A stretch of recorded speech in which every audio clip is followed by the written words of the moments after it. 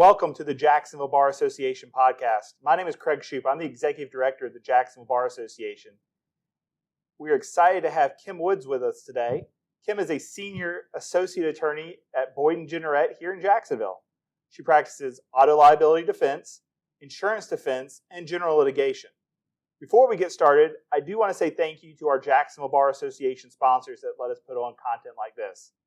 These sponsors include Ameris Bank, Dex Imaging, Dixon Hughes Goodman, Member Benefits, Mulholland Investigation and Computer Forensics, Orange Legal, a Veritex company, Florida Lawyers Mutual Insurance Company, YFast Networks, Charles Van Consulting, CH Mediation, Ullman Wealth Partners, Diamonds Direct, and Scarlet Group.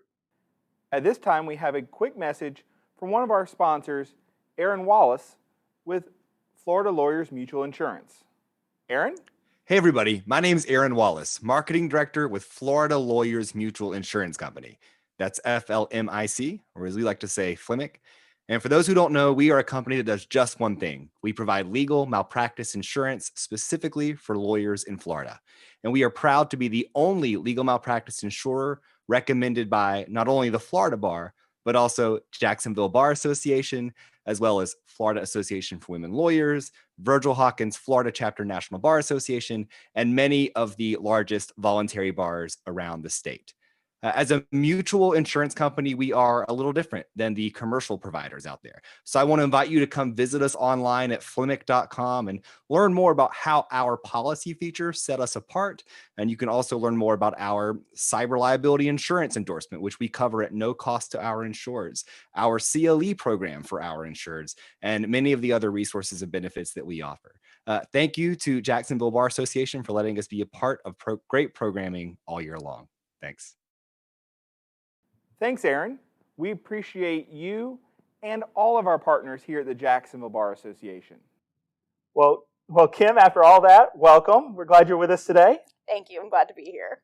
So tell us a little bit about you. Tell us growing up, what made you want to be a lawyer? What brought you to Jacksonville? Tell us your childhood story. Okay. Well, I am actually a born and raised Californian by birth, I guess. I was born in Oakland, California. I was raised between Oakland and Richmond. I have a really large family, and I have wanted to be a lawyer since it sounds ridiculous, but I was in the 8th grade. And I had a history teacher. His name was Mr. Stell, and he did this huge group project where we were defending Civil War soldiers in this mock trial sort of atmosphere, and certain people got asked to be lawyers, and it was this really cool experience. He kind of taught us legal procedure and all of that fun stuff, and ever since then, I've been completely fascinated with the legal field. And it's funny because since then, I have tried to track Mr. Stell down to tell him what an impact he made in my life, and I swear I can't find this man. It's so sad. Okay, social media folks out there, let's help Kim out. Let's find this guy. That would be great. I owe him a huge thank you. So what brought you to Jacksonville all the way from California? That I-10 must have been a heck of a commute across. So I actually graduated from college. I went to California State University, Sacramento, graduated at the height of the California recession. That was when California was kind of teetering on, are we going to file for bankruptcy? Are we not going to file for bankruptcy? Weren't really sure what was going to happen. And I had a government major. So there was nothing to be found job-wise. So I had been to Florida once in my life. I essentially just picked up, I packed a suitcase, and I left. And I ended up in Daytona Beach. And I took a couple of random jobs really trying to figure out, what do I really want to do with my life? Do I want to commit to law school? Do I actually want to do this? It was a huge commitment, and I knew that. Fast forward about 2 years later, I end up just saying, I woke up on, I think it was New Year's Day, 2011, and I said, you know what? I'm going to go to law school. This has been my dream for as long as I can remember. I applied, and Florida Coastal called my name. And I knew I was meant to be here when I stepped foot into Jacksonville at that point. That's great. I know you've been here as long as I can remember. I've been in Jacksonville since 2011. I moved to Florida in 2009.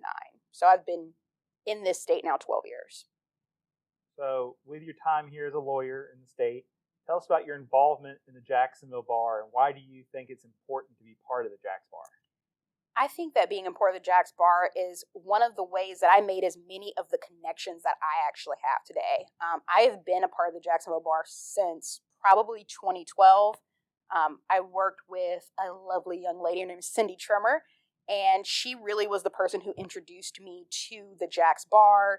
She told me, hey, if you want to get out there, you want to be successful in this industry, you need to get out here, you need to meet people. And it was critical for me. I mean, I think I was a 1L getting to be a 2L at that point. So I started just going to things. I started helping her with different projects, and it probably has been one of the most pivotal decisions that I've made in my legal career was to go ahead and just join the JaxBar. I've been a part of so many awesome projects, and I've really got to make a difference in people's lives. And I know anytime I get the opportunity, I always talk about the Holiday Project, because Cindy actually, I think, was the chair the year I got involved with the Holiday Project, or either co-chair, and I was helping her out, and that was in 2012. And then I took the reins, I think, in 2017, maybe. It is probably one of the most fulfilling things that I've ever done, probably in my entire life, to be completely honest. Getting to help so many people and really make a difference and spread some cheer. It's a pretty cool feeling, and without the JaxBar, I wouldn't have been able to make that difference and really get out there. So tell our viewers about the Holiday Project and what it is. Sure. So the Holiday Project, it's essentially a project that we do around, the planning starts as early as, August, September, and we partner with an organization called Aging True, and through Aging True, we are given a list of senior citizens who they receive support through Meals on Wheels and various programs, and we reach out to different lawyers and different firms, and we match those seniors with different firms or different people who want to help, and we give them the seniors wish list. Now, the wish list contain anything from something that we would consider to be so minor, like cookies and crackers and, things that we take for granted, to like heating blankets and sheets, pajamas, slippers.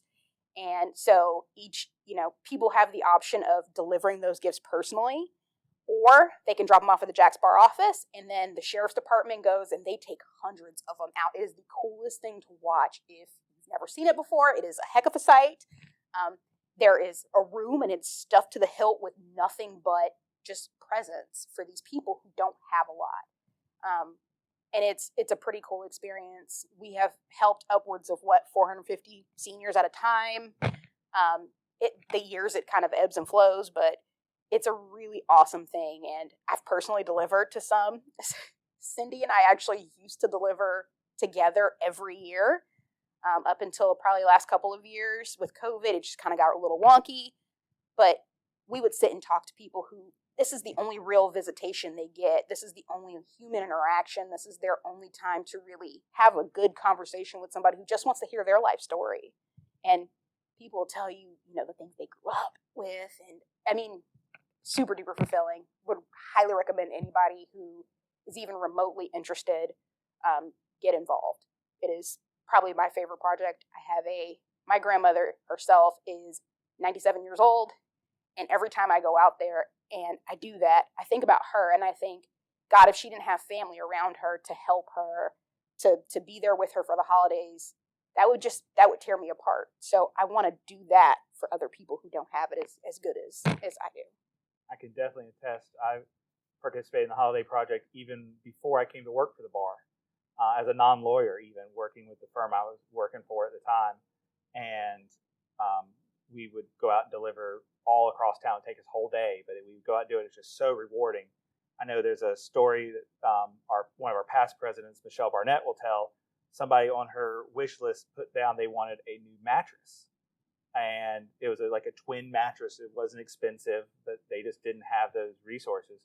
So Michelle took her SUV and her family to Costco and got the person a new mattress, put it on top of their car, and delivered them a brand new mattress at the holidays. And they were just so grateful for that. It's the little things that are just... I mean, we've had people go as far as giving laptops, giving whole TVs, things that people get in a good spirit at that time of year. They want to give. They want to make sure that everybody has that love and that caring feeling at that time of year. So people go over, above, and beyond. Firms will do big pots, and they'll basically pitch in and buy a ton of things off the wish list, and you don't even have to buy everything. I mean, I sat with one lady one year. She wanted chocolate-covered cherries, and me and Cindy and our other friend Katie, we all went and just sat, and she just wanted to talk to us. Like, it's fulfilling, especially around that time of year. And there's always a way for somebody to get involved. And you don't, if they're asking for a television or a laptop or something, there's always different options for however the person wanting to participate in the program. We can always find a way to make it comfortable for that person to participate as well. Oh, absolutely. And I mean, that's just one of the things that I've been able to be involved with the Jacksonville Bar. I mean, I've done other things, and I think Holiday Project sticks out in my head because I feel like I've been involved with it since, it's actually been almost 10 years now, and it's probably the one thing that it just makes me feel good every year. So it's nice. So coming from Holiday Project, you worked in a lot of firms, met a lot of folks, worked with a lot of other folks. Yeah. Tell me, what's a favorite memory from a case that you've either tried or you've been involved in? So I was involved in a huge construction defect mediation when I was in law school. It was the summer before my 3L year. And I mean, when I'd say it was huge, it was 50 plus defendants. We were the plaintiff. And we were at the tippy top of the Bank of America building. First of all, I'm afraid of heights. That is not a fun building to be in if you were terrified of heights, especially at the top. And I had to put together this huge PowerPoint presentation to essentially convince everybody why they owed us money. I mean, it's what we do. I spent all weekend. The mediation's on a Monday morning. I think I worked all day Friday, Saturday, Sunday, left really late Sunday, came back at 6 a.m. Monday. And to see that final presentation, I mean, it included snippets of testimony, different experts, splicing together. It really was a true test of my computer prowess. I am not super tech savvy, but I felt like it in that moment because I was able to splice together different video clips. My boss had reviewed all these transcripts and highlighted areas he wanted to snip out and put together. It was huge. It was like a 3-hour presentation, by far one of my proudest moments. And it took a lot of work and I was exhausted and I got the day off after that, but it was worth it. It was totally worth it just to feel that sense of accomplishment and to be like, yeah, I did that. That was awesome. That's amazing. I remember that space on the top of the Bank of America Tower used to be a restaurant up there. Yeah. And for whatever reason, way pre-COVID, it closed. I don't know. What is it now? It's an office space. Oh. Somebody's office. That's not a fun usage. Could be worse. That's true. So tell me, you practice here in North Florida for a good number of years now. Mm-hmm. What advice do you have for either a new lawyer just being admitted to the bar or a lawyer who's moving here to the practice in the Fourth Circuit that's not maybe as familiar with how our courts handle things? Well, I think the first thing is if you're coming to the Fourth Circuit, it's important to know what the Fourth Circuit is. I know that sounds super fundamental, but it trust me, there are people who don't realize what the Fourth Circuit quite encompasses, what counties it actually encompasses. And then once you figure that out, it's important to go to your judges' pages and read the procedures and policies. Most, if not all, judges now have something on their website to tell you how they like things. Every judge is different. Every judge likes things differently. But if you want to get on the judge's bad side, it is probably don't read their procedures. It will definitely, because it doesn't show that you care. But you go on there and you say, hey, I know that this person likes me to bring my proposed orders to the hearing. It's small things that really make an impression that show you actually care about your job. And really, that's my advice to somebody who's new to the practice just in general. Show you care. Take the time, try to learn your trade, pick something and really want to be good at it. You don't have to be the master of absolutely everything. What's important is to master your craft. And obviously our field is ever developing. and there's always changes. I mean, the law is a living, breathing thing. So you're always going to be learning new things, essentially. But within your little subset, it's important to really focus on being really good at that particular area. And the other thing is to get involved with organizations. I say this from the bottom of my heart. I love the organizations that I'm a part of. My husband will tell you, I am a busybody. My daughter is almost 3. I somehow have more obligations now than before I had my daughter, and I don't even know how I balance, but it's because of my passion for those organizations that I continue to be involved. I love being a part of those organizations and feeling like I have people who have my back. I know that if I need to reach out and find somebody who does, probate wills or stuff like that, I have a whole bank of people through organizations that I'm in that I can say, hey, Catherine does probate, or, Amber may do a will for me or something like that, but I have people that I know who can help me or can at least guide me in the right direction. And if I hadn't been involved in all these organizations, I wouldn't have those resources to call upon. So I think that's really important. For sure. I think that's the value of the JaxBar, is providing all those and all of our different committees that have these different practice areas. You can find somebody, or I know folks from time to time will just call the office and say, hey, do you know somebody I can talk to about this? And we'll say, yes, give me a minute, and make a phone call, and we find them and put people in touch with each other. So. Yeah, or email Craig and be like, hey, Craig, I need somebody who's going to draft this and this and this for me. And you're like, oh, duh, reach out to so-and-so. And you're like, got it, thanks, I really appreciate that. That's what we're here for.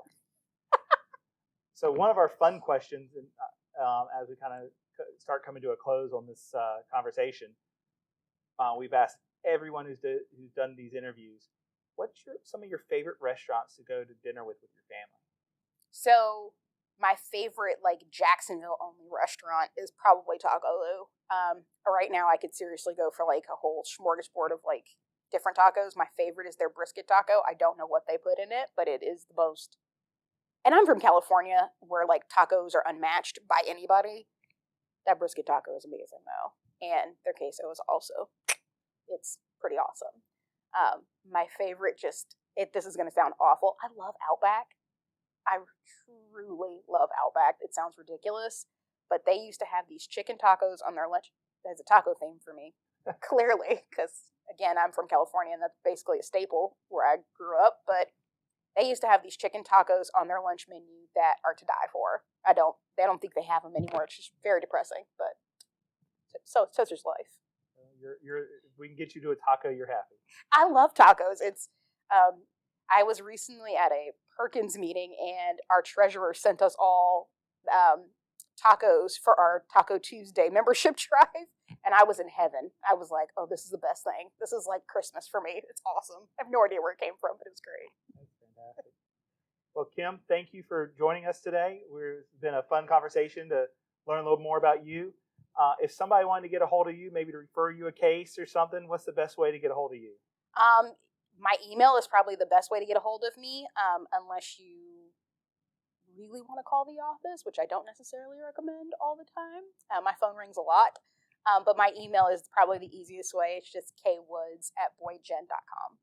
That's great. Thank you so much for joining us. Thank you all for joining us today. We look forward to seeing you on our next episode.